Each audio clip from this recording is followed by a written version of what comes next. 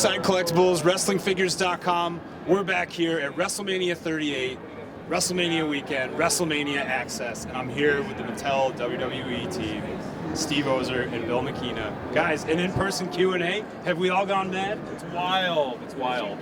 Bill, did you ever think it would happen? No. I kind of thought we would be doing Zoom Q&As forever, and there's some convenience to that where you could just kind of like wear shorts below the waist, but right now we have to be dressed up like normal people, and that's okay. Had to retire the sweatpants. Heaven forbid, but that's okay. It's okay because you look sharp, Bill, you look sharp, and it's really exciting to be in person with you guys. Good to see you again. Thank you. All right, we have some fan-selected questions for the Q&A. As always, we get these off of not just WrestlingFigs.com, the forums. We also get them off of our social media channels, Facebook, Instagram, Twitter, and we just gather these directly from the fans. So if you guys are ready, I'll jump into some of these questions. Yeah, let's do it. Great. All righty. First question. In the main lines, this person is asking, we've had multiple men released as kind of the face of the product. So we're talking about John Cena, Roman Reigns, Drew McIntyre. We see more than one release of some of those names more often than not. This person's question is, will there be a woman in the future that'll be predominantly featured in the same way?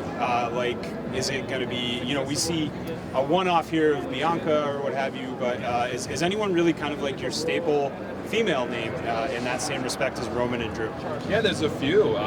Becky, and let's talk about case weighting, right? So these are talent that we heavily weight in cases. And in recent memory, Becky has been heavily weighted, Ronda has been heavily weighted, Bianca's obviously a great go-to, Charlotte as well. So Sasha Banks, can't forget her, and there's more, right? So it's like when appropriate, we can plug those in, heavily weight them, and rely on those just like male talent.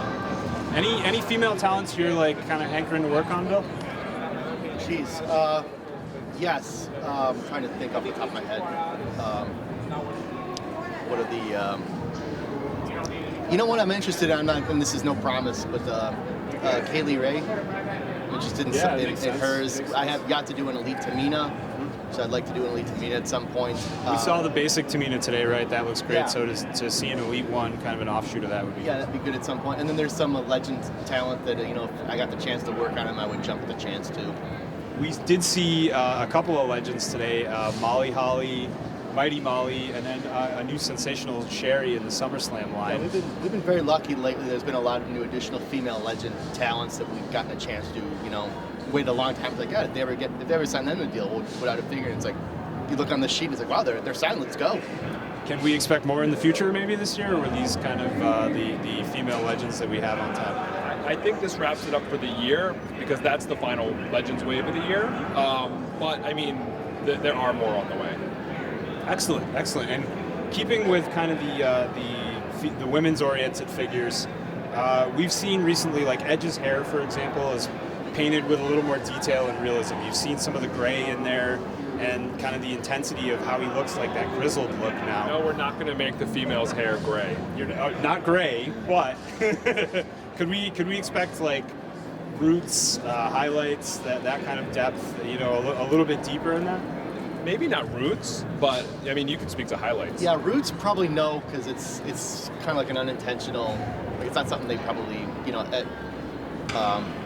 it's not something you want to show on a figure. Highlights, I think it might be slightly more difficult on females just because female figures, as a rule, tend to need much more deco to execute properly. Sure. So some of the budget that you might be able to afford a wash on an Edge hair, when you're done doing the full accurate outfit on a female figure, it's it's just not there.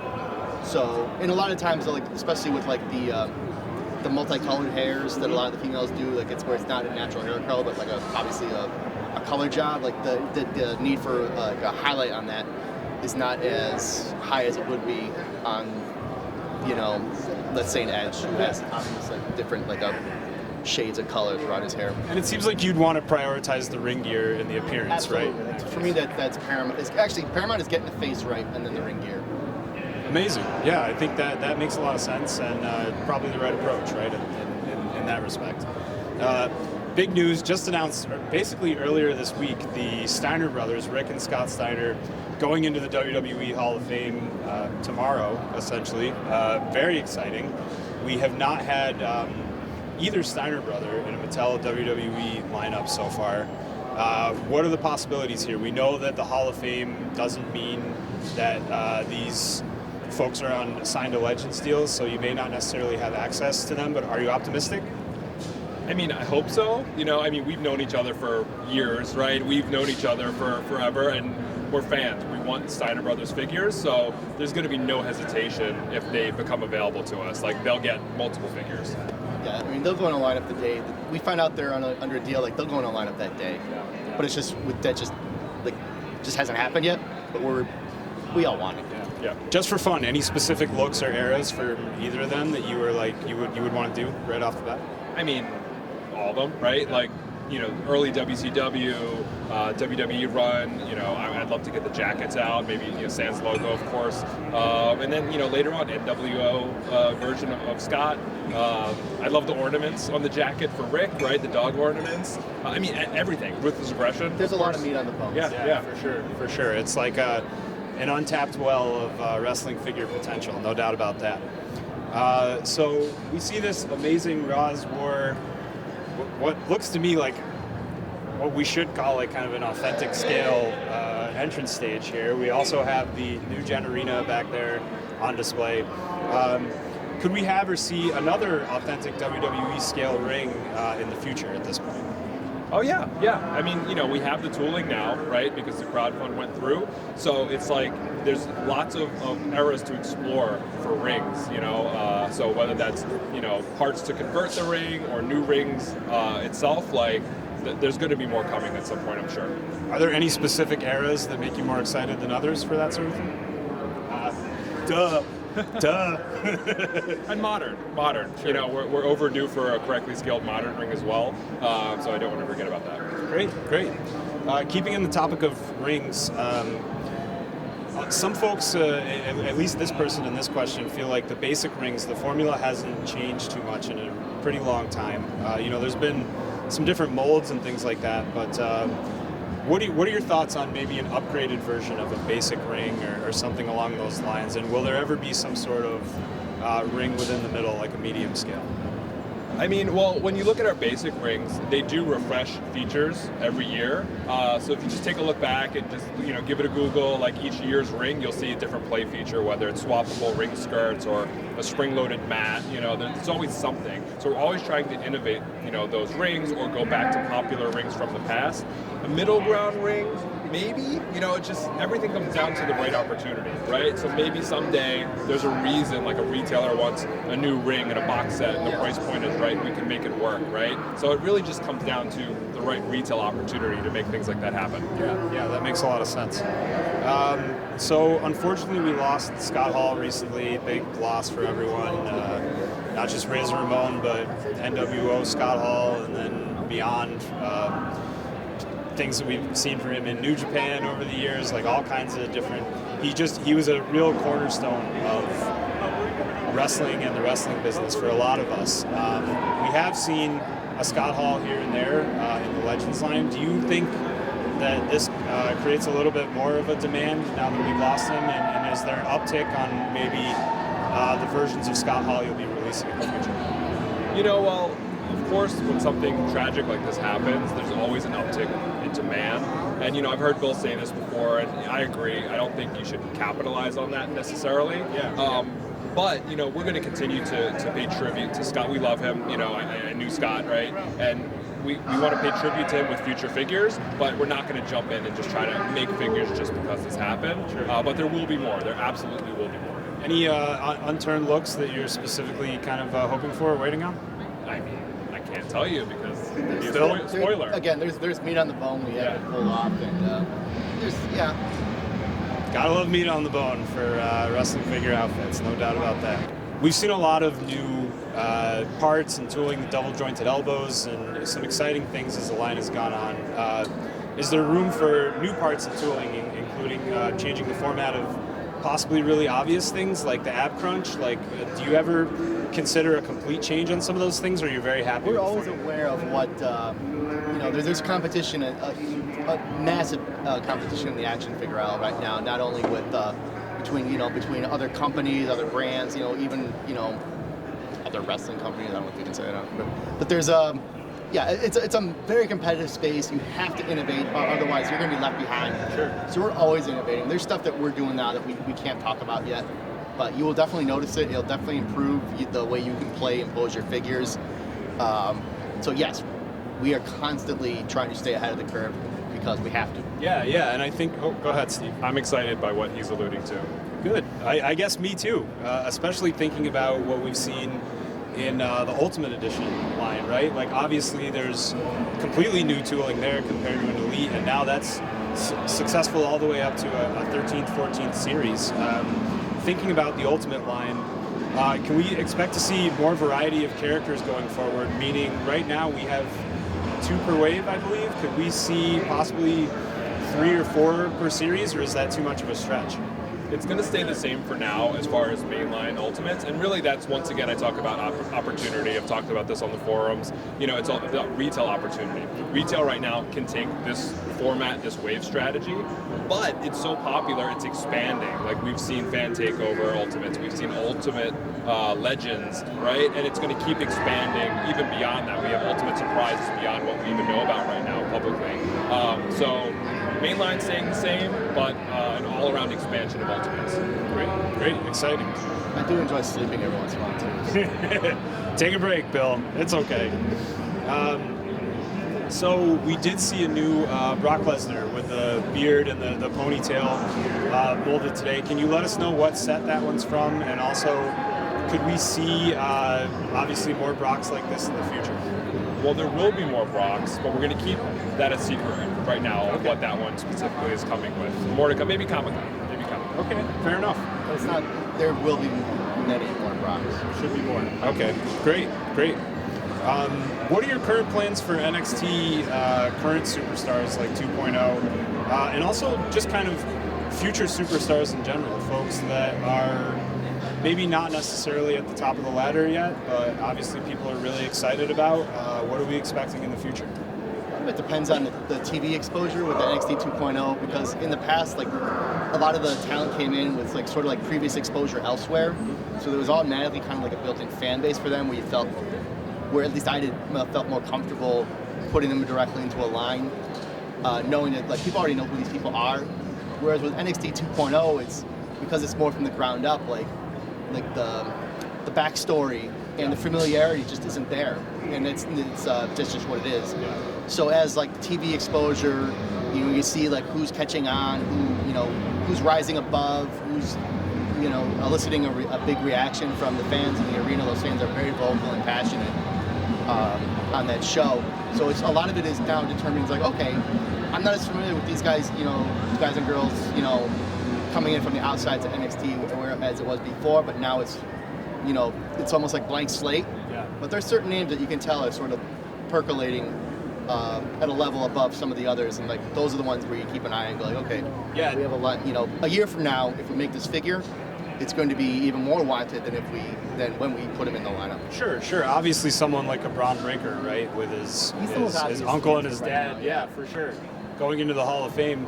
Do those NXT names have a place in the main line, or is this something that you could possibly consider a separate set, just like SummerSlam, Ruthless Aggression, and so on? I mean, it's tough right now because NXT 2.0 is in a building process, right? Yeah. So maybe someday, but right now I think we're going to keep representing them in basics, elites, ringside exclusives like the Cameron Grimes that was just announced. So we have that, in mind for some point, but hopefully we get there sooner rather than later. Great. For the Ultimate Edition waves, because they're small, what goes into name and attire selection? So who are you deciding for those? Obviously, it's a very 2 slots. It's a very small window. Who reaches out to you the most for those 2 names? And then, as far as their attires go, what are you prioritizing? Well, I'll let Bill handle the attires question, but as far as talent selection, they have to be top tier stars in mainline Ultimates, right? we're trying to figure out ways to get out more and go deeper into the roster, past and present, like the Doink, right? Like we found a way to make it happen, so we'll continue to do that. But mainline, you want your A-listers. You want to make sure that they're going to perform well at retail, at ringside, you know. So we're going to stick to A-listers for talent, recognizable names. So you'll see some repeats, and we're going to make sure we get all the current A-listers as well. Great. Yeah, I mean, we've been lucky. Like the first, with the first few Ultimates we did, we had some really iconic looks that for one reason or another we just didn't execute in Basics or Elite. So it's like the Triple H first Ultimate, the Shawn Michaels first Ultimate we did.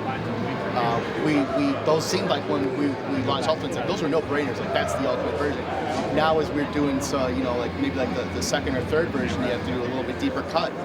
But for Macho Man, like the first one we did was with the streamers. When it came time to put him again, it's like we haven't really done NWO Macho Man in forever. And with the right, you know, combination of existing and new parts, like that's gonna be a cool fit, and soft goods, like that's gonna be Ultimate worthy. Sure. So then when you see it all come together in the case, like we showed earlier, it makes a lot of sense. It's really impactful for sure to kind of see it come to fruition, especially like that. So it makes a lot of sense. Yeah. So thinking about some of the accessories that are essentially molded accessories, but on most figures they're not removed always, knee pads. Some people are thinking about playability and posability, and knee pads they're not completely unremovable, but they've been a little bit stiffer, I think, like over the years. Do you foresee knee pads being made with like a softer plastic to allow some more movement? Yeah, we are exploring using a softer plastic for removable joints. In the past, we've used the stiff one for deco application, making sure that it was applied smooth, you know, as fully, so there wasn't any gaps in deco and you know, shifting in the rig as they mold it. But like now, like again, as technology improves, more and more stuff is able to be done that like just wasn't able to be done when we started the line. So that's one of the things now, like they now can you know, print the softer plastics much more cleaner and more accurately than they were before. So that's one of the situations where, you know, we are exploring using different softer materials for places where there is articulation, especially now that the double jointed elbow is sort of part of the Elite line. It's just, you know, it's been sort of transferred over from it started in Ultimates, and now it's sort of added to Elites. Right. Makes a lot of sense, and it's good to see that, you know, obviously the wheels are always turning, so to see it come to fruition, I think will probably make that person very happy. What are current plans for revisiting older figures with upgraded TrueFX head scans, and then adding, like you said, those same double jointed arms and We such? did that recently with the John Cena Top Talent. That was you'll be seeing more of that, because we also realized like some of those figures came out over 10 years ago and are either extremely hard to find, or if you can find them, they're extremely expensive. And we know that not everyone collecting our line has been there since January 1st, 2010. And as many as the figures that we are able to redo that we think people, you know, or upgrade that people might, you know, not have had a chance to get in the past, we will be revisiting some of those looks. Cool. Some of them are just iconic looks that may just make sense. Like, you know, if you have the WWE license and you do it once, you really should, you know, it's almost like not being fair, just thinking like, we did it once and then we're never revisiting that. Yeah. It gives you more opportunity to you know, get a new classic out there in that respect. And you want to keep, you want to make it easy for entry for new collectors to jump in. And if your favorite version of Warrior is just never available ever again, that like creates a barrier. And we want to remove those barriers. Makes a lot of sense. So elites of talents like Omos and Commander Aziz, those are obviously huge guys. We see Omos in the Basics line. Knowing their size, and Bill, I think you had referenced at one point way back with like Kali, how because of his size, an Elite's probably not possible. Is that still the case with these guys, or? The Kali was more just, it was more of like a tongue-in-cheek, just because he was never like really not the most mobile person, so like an Elite would almost be like inaccurate. Sure. Maybe a little harsh, but like we've done, you know, Andre the Giant, others that, you know, aren't with the company anymore. We've done their large figures of large talents. That hasn't really been a barrier So I don't foresee it being a barrier for future Elite almost and Commander Aziz figures. Those guys are on the table. Yeah. Yep. Okay. On the table. Sounds good. There's been a lot of popularity among figure collectors with, and this is just kind of in a general sense with action figures, pop-ups, like pop-up dioramas and things like that, with normally made with like a higher quality cardboard or what have you, and they're really elaborate, some of them, and really complicated, but also really cool. We haven't seen those in your lines yet that I can think of, I don't believe. Is this on the radar at all? Thinking about obviously something like this with massive amounts of tooling, can you meet in the middle with something like that, or do you think about that? Yeah. I mean, I'm an old school action figure photographer, so I have a bunch of pop-ups. A good buddy of mine makes some of them, and we've dabbled, right, like the trifold backdrops and the ringside exclusives. Yeah, of course. And we looked at the new generation arena that has a crowd backdrop. So it's on the table. Like we can look at it, and if there's a way to get them out that makes sense, like that's something that we know action figure photographers, or even for display, is very valuable. Yeah, really exciting. Last question. It's WrestleMania weekend, so we'll take a break and we'll let you off easy. Do you ever see basic style 2-packs like the championship showdowns? Obviously, there's a market for those, but people sometimes wonder if they could ever go away to give more space, money, or time to elites and single-carded basics. So not to eliminate basics or something like that, but 2-packs, is that something that comes off the table to enhance some of the other products you have going on, or you see those just sticking around? Not as long as they keep doing well. Yeah. You know what? I mean, why kill it, right? Sure, and of course. we would be killing Bill in the process, because that would mean more work for Bill to do elites. So 2-packs do really well still. It's a great way for, a mom or a kid to jump in. You get 2 figures at once. It tells a story in a box, basically. So they're doing great. They're not going anywhere, but there's so much collector product, right, already. So, let the audience that loves 2-packs have their 2-packs. For sure. You can see with the Ruthless Aggression lines, the SummerSlam and WrestleMania lines, the pay-per-view lines, right? The collector's not getting shorted by lack of options, at least in WWE and Mattel. Believe me, I'm working on it, and they're not getting shorted. Bill, you're so busy. How could they be being shorted? All right. I think that's it. That wraps up the Q&A for us. WrestleMania weekend, guys. Thanks. It's been great to see you. It's been great to hang out together. It's great to see I'm sure, very, very hard work that you put into all this, and I love to touch base with you guys and kind of see the fruits of your labor here. So thanks for having the Ringside and WrestlingFigures.com team, and enjoy WrestleMania weekend, right? Yeah, thanks for coming out. Great seeing you in person again. Of course, yeah. And John, whose name we're not allowed to say, like Vince at the Hall of Fame. That's how it is. But, hey, we're back. We're live. Come see us at Access if this video goes live before it ends. It should. So that's your signal right there. Ringside Collectibles, WrestlingFigures.com. It's WrestleMania weekend, WrestleMania 38. We're at WrestleMania Access. If you still have time, come out, check everything out. Steven, you guys will both be here, right? We'll be here. Great. Steve and Bill will be here. Come say hi to them. Have a chat. Check out the amazing Raw's War stage amongst the other just loads and loads of displays of amazing things. And we'll catch you on the flip side.